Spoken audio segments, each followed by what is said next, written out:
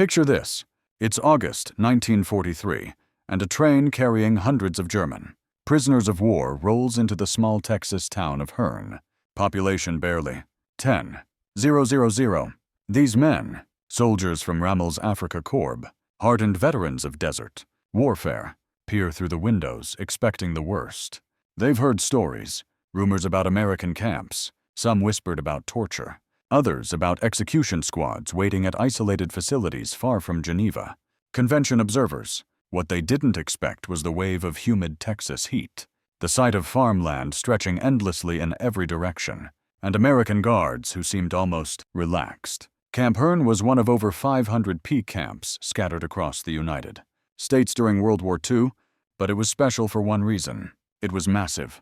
By 1945, it would house nearly 5,000 German prisoners, making it one of the largest P facilities in the Southwest. The camp sprawled across 400 acres of former Cotton Belt Railroad land with rows of whitewashed barracks, mess halls, a hospital, even a chapel. The German officers arriving that summer had been briefed by Allied authorities during their Atlantic crossing, but nothing quite prepared them for the reality.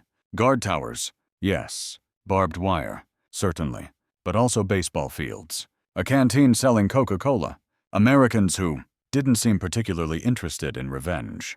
The confusion started immediately. Oberleut Hinrich Fenner, a Luftwaffe pilot shot down over Tunisia, later wrote in his diary about the peculiar American casualness. Guards chatted with prisoners about baseball scores. The camp commandant explained work details with the tone of a foreman, not a warden. There were rules, strict ones, but the atmosphere felt nothing like the Eastern Front camps German propaganda had always shown. One prisoner, a former school teacher named Otto Hillenberg, recalled his first meal, white bread, real butter, beef stew with vegetables. He assumed it was a trick, some psychological operation before the real conditions revealed themselves. But the real psychological operation, the one nobody planned, came that first weekend, Saturday afternoon, September 4th, 1943. To be exact, guards announced that some prisoners with good behavior could volunteer for a recreational trip. The destination, downtown Hearn, to observe an American cultural event. About 50 Germans, mostly officers and NCOs, climbed into trucks under light guard. They figured it was a propaganda exercise, maybe a war bond rally where they'd be paraded as defeated enemies. The trucks rolled past farmhouses, cotton fields, and finally pulled up to a dusty fairground where hundreds of locals had gathered around a large fenced arena. Livestock pens lined one side. Men in massive hats and tight pants stretched and smoked near bucking chutes. A brass band played something upbeat and distinctly non-military. The Germans took their assigned seats in a sectioned-off area. American guards sat nearby, but they weren't watching the prisoners. They were watching the arena. A loudspeaker crackled to life, announcing the first event. And then all hell broke loose. A gate swung open and a 1,000-pound bull exploded into the arena with a man clinging to its back, one hand gripping a rope, the other flailing wildly in the air. The crowd roared. The German prisoners sat in stunned, confused silence, trying to process what form of military training exercise this could possibly be. Sergeant Fritz Haus, a tank commander from the 21st Panzer Division, leaned forward in his seat, squinting at the chaos unfolding in the arena. The bull twisted violently, kicking dirt 15 feet into the air while the rider jerked like a rag doll, but somehow stayed mounted. 8 seconds later, a buzzer sounded, and 2 men on horseback swooped in to rescue the rider, who rolled off the bull and jogged away, waving his hat to thunderous applause. Fritz turned to his fellow prisoner and whispered in German, "Cavalry maneuver training. See how they extract the operative under enemy fire. Simulation." His companion nodded slowly, the theory making perfect sense to men who'd spent years analyzing military tactics. The next event only confirmed their hypothesis. A cowboy sprinted on, horseback toward a running calf, ropes spinning overhead in precise circles. He released the lasso with expert timing, the loop dropping perfectly over the calf's head. The horse planted its hooves, the rope snapped taut, and the cowboy dismounted in one fluid motion, sprinting to the calf and wrestling it to the ground. He tied 3 of its legs together with smaller rope in under 10 seconds. The crowd erupted again. The German prisoners exchanged knowing glances. Reconnaissance and capture techniques, one officer muttered, pulling out a small notebook he'd been allowed to keep. Notice the coordination between rider and mount. The horse knows to maintain rope tension without command. Months of training, obviously. When the bronco riding started, the military interpretation became even more elaborate. Untamed horses bucked and spun, while riders clung desperately to a leather rigging, one hand raised high, not allowed to touch the animal or equipment for balance. To the Germans, this looked like advanced cavalry conditioning for unpredictable combat situations.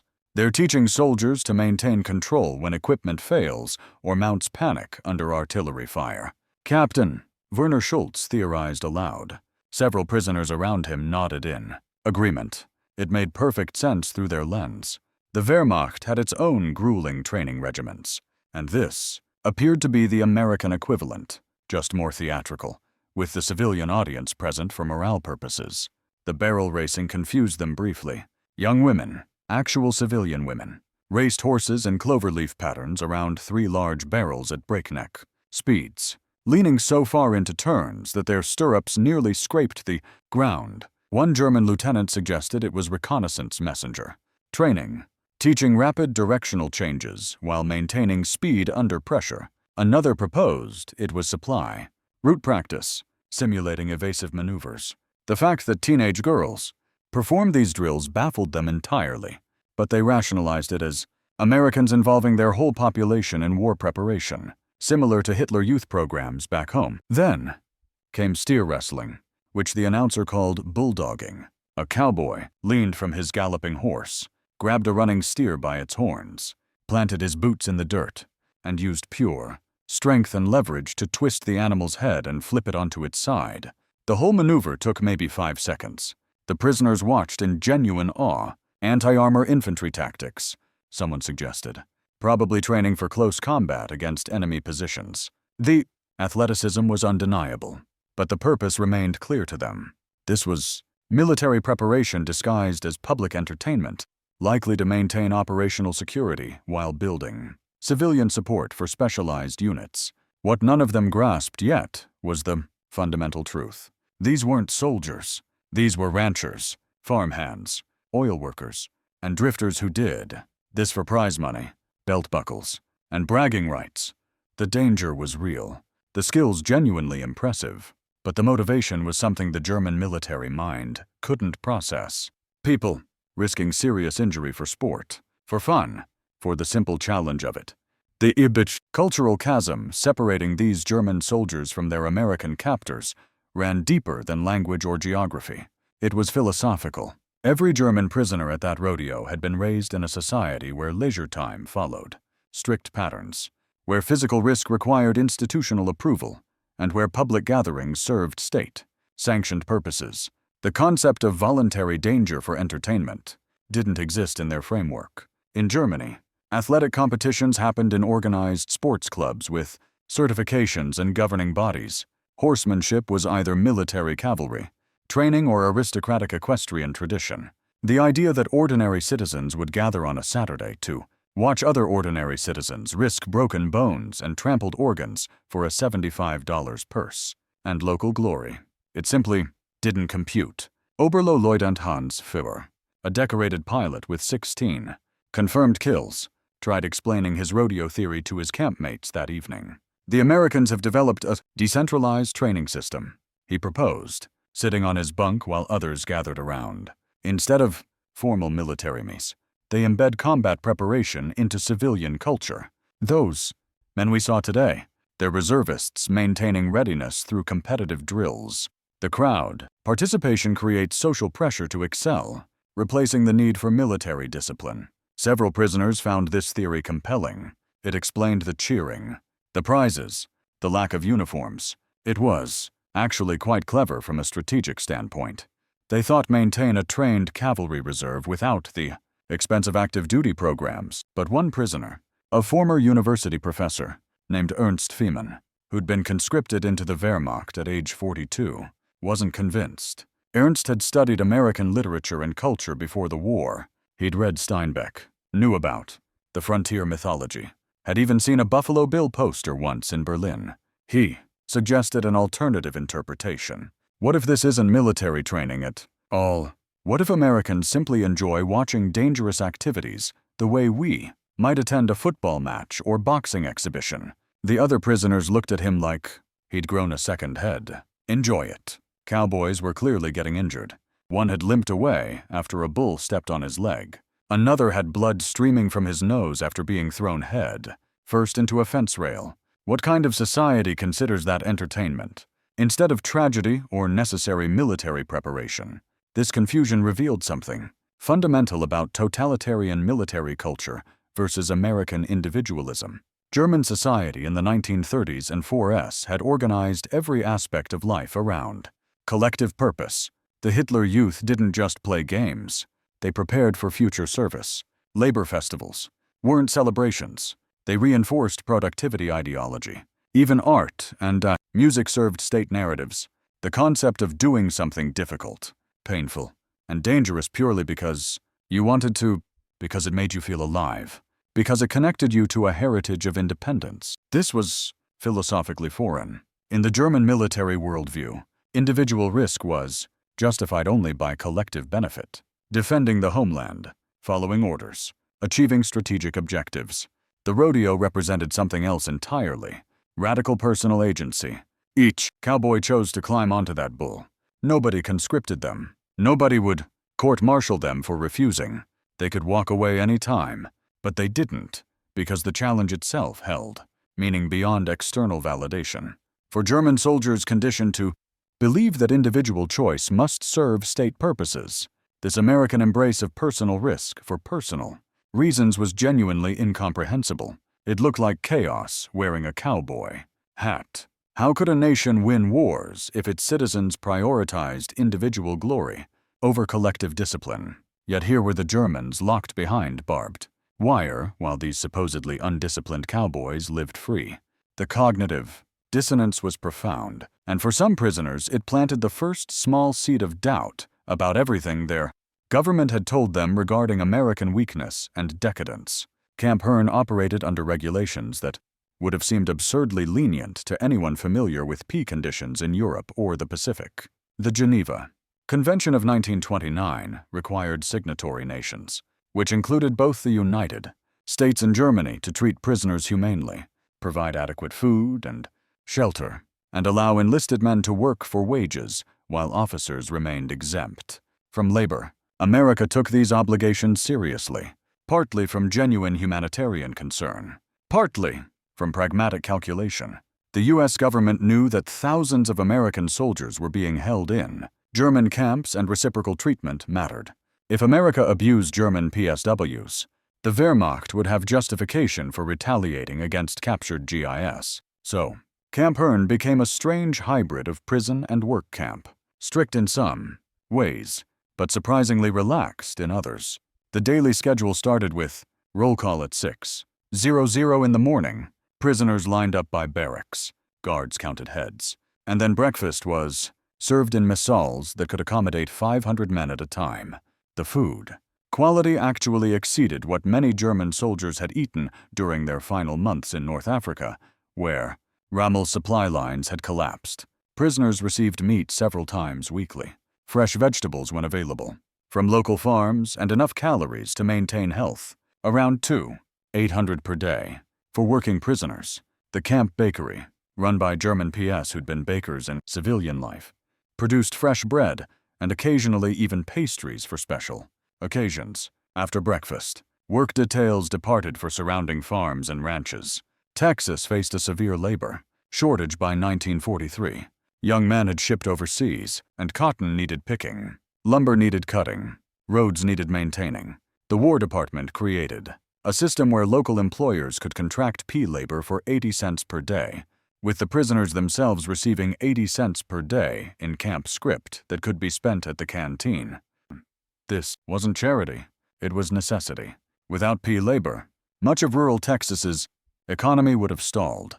German prisoners picked cotton alongside Mexican brerieros and elderly farm hands, cut timber in East Texas pine forests, and repaired irrigation systems. In the brutal summer heat, officers exempt from manual labor under Geneva Convention rules spent their days in a peculiar limbo. They could attend educational classes taught by fellow prisoners, everything from English language lessons to advanced mathematics. Some organized theater productions, building elaborate sets in the camp recreation hall. Others maintained small gardens behind their barracks.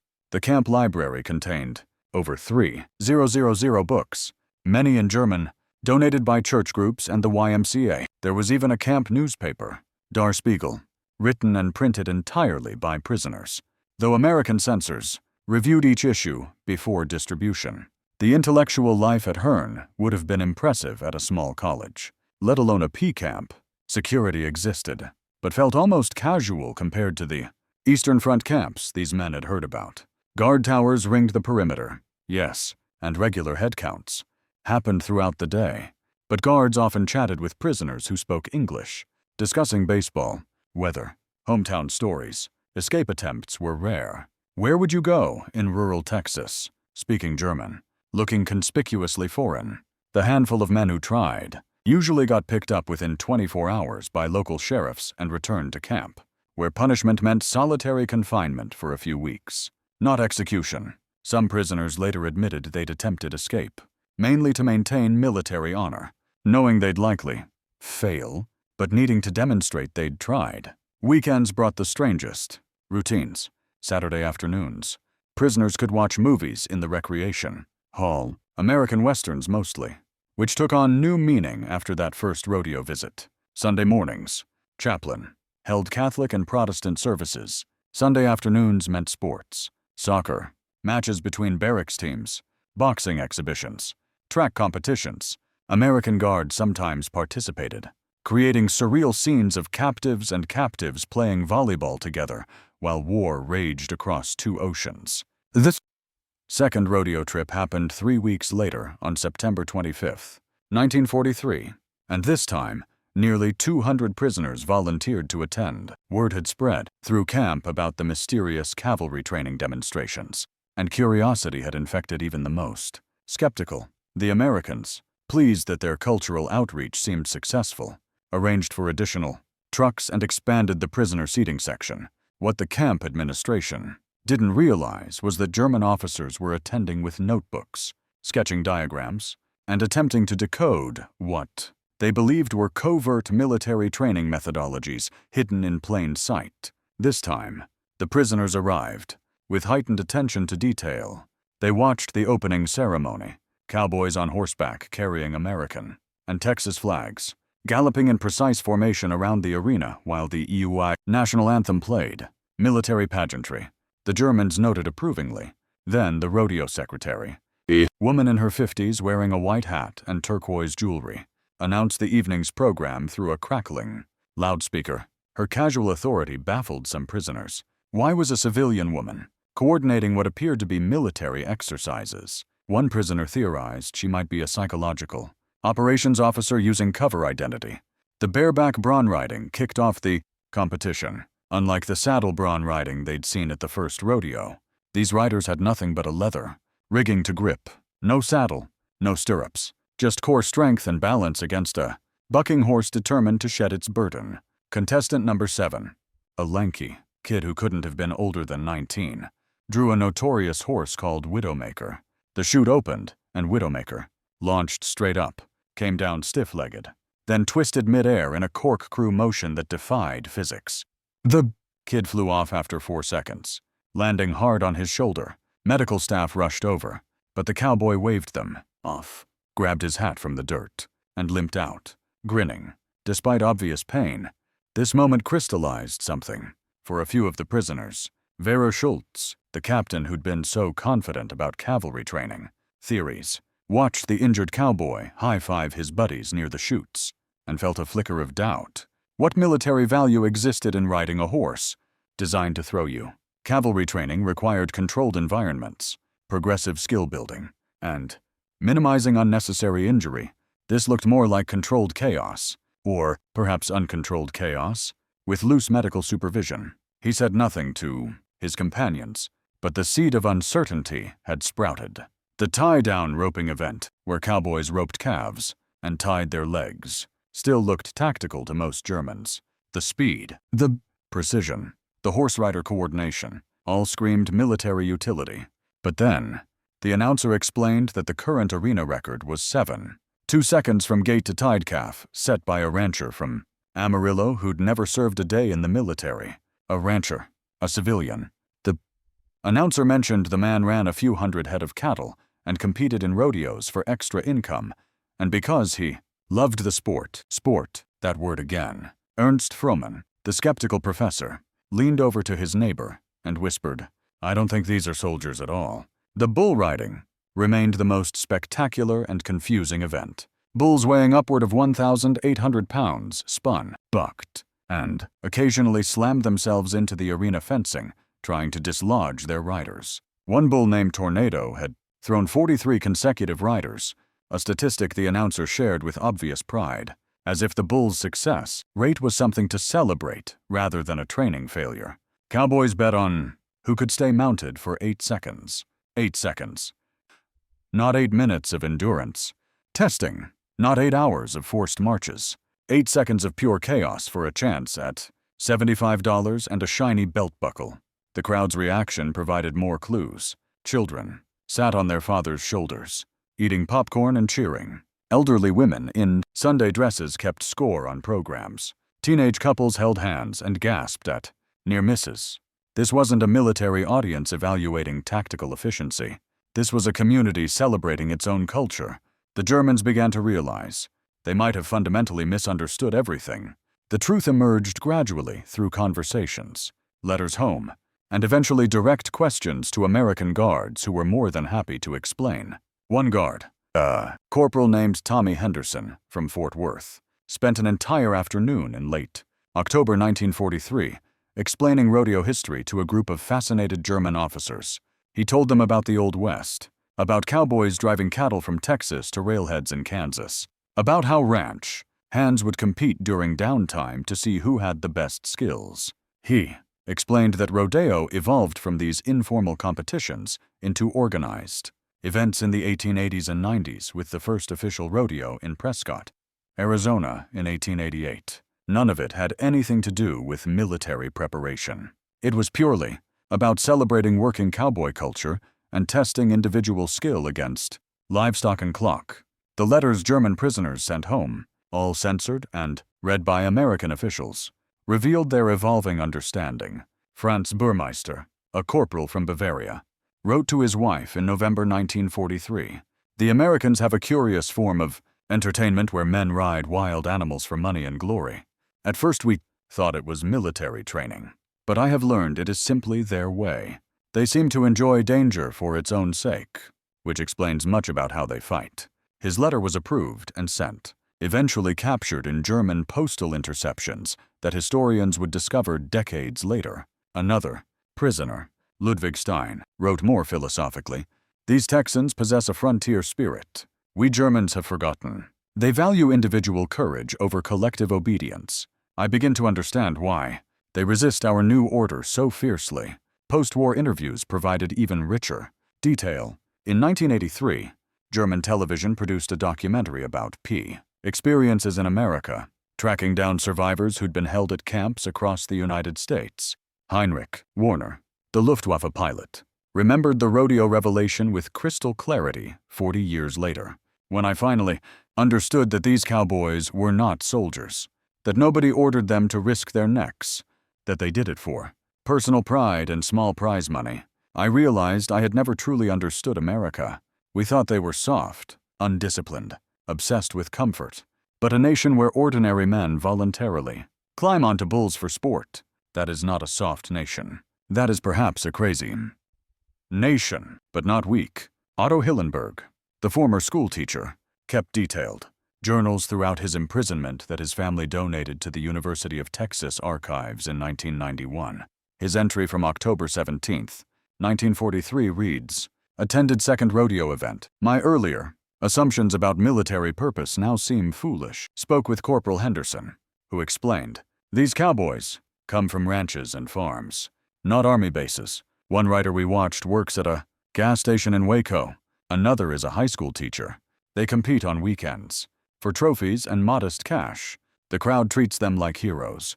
But they are ordinary citizens who happen to possess extraordinary courage or extraordinary foolishness. I cannot yet determine which. The gradual acceptance of rodeo as civilian entertainment, rather than covert military training, marked a broader shift in how many prisoners viewed American society. They began noticing other cultural peculiarities through a clearer lens. The way Americans argued loudly about baseball statistics showed passionate individualism, not weak discipline. The fact that camp guards came from diverse backgrounds, farm boys, city kids, men whose grandparents spoke Italian or Polish, demonstrated assimilation, rather than ethnic chaos. The casual disrespect some Americans showed authority figures reflected democratic values, not cultural decay. Not every prisoner experienced this revelation. Some hardcore Nazi believers dismissed the rodeos as decadent spectacle, proof of American cultural inferiority. They saw the injuries, the apparent lack of military purpose, and the entertainment focus as evidence that America was, exactly as Goebbels had described, materialistic, individualistic to the point of selfishness, lacking the unified will necessary for true greatness. These men counted days until Germany's inevitable victory would free them.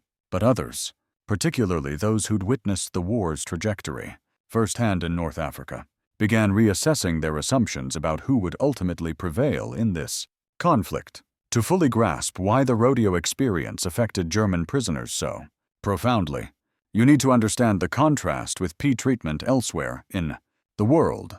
American adherence to Geneva Convention standards wasn't perfect. Japanese Americans faced internment, and racial segregation infected even camp administration. But compared to alternatives, it was remarkably humane.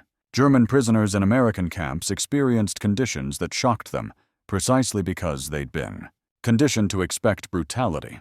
Nazi propaganda had spent years describing Americans as ruthless gangsters who would torture captured soldiers. Yet here were the Germans, eating better food than German civilians back home, attending rodeos, and earning wages for their labor. The numbers tell a stark story of approximately 420,000 German POWs held in the United States during World War II. Fewer than 1% died in captivity, most from accidents, illness, or the handful of escape attempts that ended tragically. Meanwhile, of the roughly 3 million Soviet POWs held by Germany, nearly 58% died from starvation, exposure, execution, or forced labor in conditions designed to kill. American POWs held by Germany fared somewhat better, with a death rate around 1–2% in regular Wehrmacht camps, though those numbers spiked dramatically in the final chaotic months of 1945.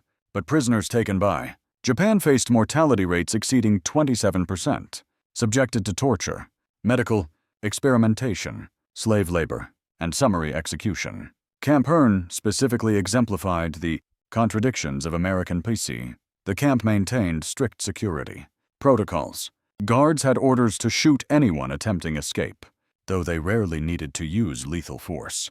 Prisoners faced disciplinary action for rules violations, including solitary confinement in a special detention barracks. Yet, the same camp featured a full orchestra of 40 prisoners who performed monthly concerts, a theater troupe that staged elaborate productions of German classics, and educational programs that included English lessons, business courses, and even vocational training. The camp hospital employed German military doctors who treated both prisoners and occasionally local civilians who couldn't afford private medical care during the wartime shortage of physicians. The work program created bizarre economic situations. German prisoners picking cotton in Texas fields in 1944 earned more in camp script than many German civilians earned in Reichsmarks back home, where wartime rationing and Allied bombing had devastated the economy. Prisoners could purchase cigarettes, candy, toiletries, and even musical instruments from the camp canteen.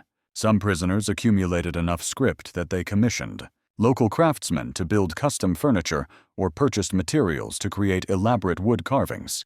During their free time, a few entrepreneurial prisoners started camp businesses: a barber shop, a tailor service, a cobbler that operated with American administrative approval. It was imprisonment, certainly, but imprisonment that included consumer choice and economic opportunity. This relative comfort came with psychological complexity. Some prisoners experienced profound guilt. How could they enjoy movies and sports while their comrades died on the Eastern Front? How could they eat well while German children starved under Allied bombing campaigns? Letters from home described worsening conditions, destroyed cities, mounting casualties. The disconnect between their experience in Texas and the reported horrors in Europe created cognitive dissonance that some resolved through denial, others through deepening depression, and a few through complete ideological transformation. Several prisoners at Hearn attempted suicide between 1943 and 1945, unable to reconcile their comfortable captivity with their sense of duty to a failing homeland. The American reasoning behind humane treatment was partly idealistic, partly pragmatic. President Roosevelt and military leadership genuinely believed in demonstrating democratic values through peace policy, showing captured enemies that Allied propaganda about freedom and human dignity wasn't just rhetoric, but there were calculated strategic benefits. To well-treated prisoners provided better intelligence during interrogation, were less likely to attempt dangerous escapes, and could be leveraged for propaganda purposes. Newsreels of German POWs and attending church services in America were broadcast internationally, contrasting sharply with reports of Nazi atrocities, and always the reciprocity calculation. Treat German prisoners well, and perhaps Germany would reciprocate with captured Americans. The war ended in May 1945, but German prisoners didn't go home immediately. Labor shortages continued.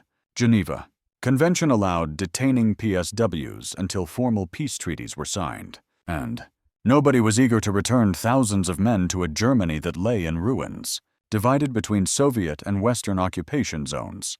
The last prisoners at Camp Hearn finally shipped out in late 1945 and early 1946, loaded onto trains heading to East Coast ports, then crammed into Liberty ships, sailing back across the Atlantic. Many returned to find their hometowns bombed into rubble, their families scattered or dead, and their country transformed beyond recognition.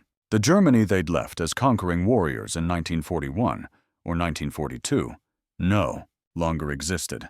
But something unexpected happened in the decades that followed. Some former prisoners maintained correspondence with Texas families they'd met during work details or through church programs that had provided care packages. A few even returned as immigrants once restrictions lifted in the 1950s, settling in Texas and building new lives in the place where they'd once been imprisoned. Hans Miller, who'd picked cotton near Hearn as a pea, returned in 1953 with his new wife and opened a bakery in Houston using skills he'd refined in the camp. Bakery. Werner Schultz, the captain who'd theorized about cavalry training, immigrated to Austin in 1958 and taught German literature at the University of Texas for 23 years. These men represented a tiny minority. Most former PSWs had no desire to return to their place of captivity, but their choices spoke volumes about the unusual nature of their wartime experience. In 1976, a group of former Camp Hearn prisoners organized a reunion in Germany, comparing their experiences and memories. Over 60 men attended, some bringing their children and grandchildren. They shared stories about the rodeos, about learning English, about Texas heat and American jazz music piped through camp loudspeakers. Several mentioned that their time as PWS had been the safest period of their entire war experience. No combat, no Allied bombing, no Gestapo looking over their shoulders. One veteran summed it up bluntly. I survived the war because the Americans captured me in Tunisia instead of the Russians capturing me in Stalingrad. The group decided to reach out to the city of Hearn, proposing a visit to see what remained of the camp where they'd spent years in captivity. That outreach sparked something unexpected in Hearn itself. By the 1980s, Camp Hearn had been largely forgotten. The military decommissioned the facility in 1946, selling off buildings and equipment. Farmers reclaimed the land, plowing under barracks foundations and filling in the old latrines. A few concrete slabs remained, slowly disappearing beneath vegetation and topsoil. But the former Prisoners' interest revived local memory. Older residents remembered the Germans, working in fields, attending church services under guard, buying supplies in town with their camp script. The local historical society began collecting oral histories and artifacts. A prisoner made chess set here, a hand-carved walking stick there, faded photographs of baseball games between guards and captives. In 1982, 3 former prisoners made the journey back to Hearn. They were elderly men now in their 60s and 70s, accompanied by families who'd heard their stories for decades but never quite believed them. Local newspapers covered the visit. The former PWS walked the overgrown site where Camp Hearn once stood, trying to orient themselves by the few remaining foundations. They visited local farms, where they'd worked 40 years earlier. And yes, they attended a rodeo, this time fully understanding what they were watching, laughing at their younger selves, who'd mistaken bull riders for military cavalry. One of the men, Otto Hilgenberg, brought his journals from captivity and donated them to the Robertson County Historical Commission, providing historians with invaluable primary source material. The story of German POWs and Texas rodeos became a minor footnote in World War II history, occasionally mentioned in academic papers or regional history books. Camp Hearn itself gained historical marker status in 1986. Though little physical evidence remains visible today, the broader narrative that America held nearly 500,000 German prisoners in relative comfort while fighting a brutal war continues to surprise people who assume all P experiences were uniformly terrible. The cultural collision between German military rigidity and Texas cowboy individualism serves as a perfect microcosm of the larger ideological conflict. A small, strange moment where confusion gave way to understanding, where enemies became reluctant students of each other's vastly different worldviews. Those rodeo trips in 1943 seemed trivial against the backdrop of World War, millions dying, cities burning, the Holocaust grinding forward in its mechanized horror. But for the men who experienced that confusion, that gradual realization that Americans voluntarily climbed onto bulls for sport and local glory, it represented something profound. It was perhaps their first genuine glimpse into the culture they'd been fighting. Their first understanding that American strength came not from totalitarian discipline, but from something stranger and harder to defeat. The chaotic, stubborn, reckless courage of free people who chose their own challenges. The Germans lost the war, but some of them won something unexpected in that loss. A liberation from the ideology that had sent them to war in the first place, sparked partly by watching cowboys in Texas do absolutely crazy things, for absolutely no good military reason whatsoever.